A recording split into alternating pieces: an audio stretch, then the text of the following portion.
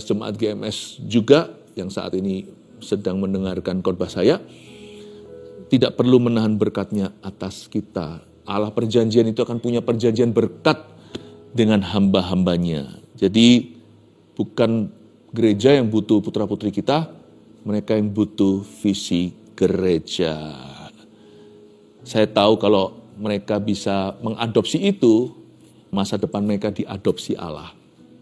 Pasti ada tuntunan ilahi di dalamnya. Jadi saya sekarang mengerti kenapa bangsa Israel kok ininya buli-bulinya penuh lubang. Kenapa kok lumbungnya kecolongan? Ya karena mereka tidak punya alasan lebih tinggi untuk hidup. Mereka hidup bagi diri sendiri.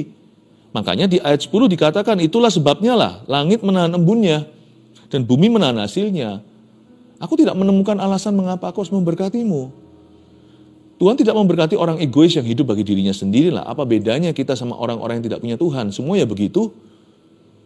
Kalau kita satu merek menjadi pasangan yang sepadan dengan orang tidak beriman. Kita sama mereka 11-12. Itu terlihat di tujuan hidup kita. Kalau tujuan hidup kita hanyalah me atau me and a few people around me atau saya dan beberapa orang sekeliling saya yang terhubung ke saya. Tapi kan berarti dunia kita itu berputar pada poros satu, yaitu aku. Dan Tuhan tidak berkenan lah kayak gitu. Makanya itu langit menahan embun, bumi menahan hasil. Bahasa kerennya gini, langit menjadi langit besi, tanah menjadi tanah tembaga. Apa yang kau taburi susah payah. Sekalipun bisa meraup kekayaan pun sampai ke rumah, susah payah mengikutinya.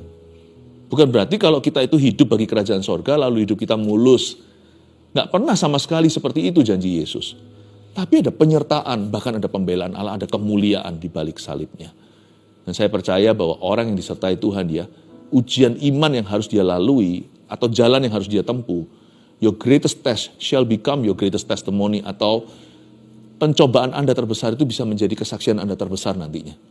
Tapi tidak demikian dengan orang fasik. Kalau mereka terpuruk, kalau mereka jatuh sampai tergeletak. Sebab Tuhan tidak menopang tangannya.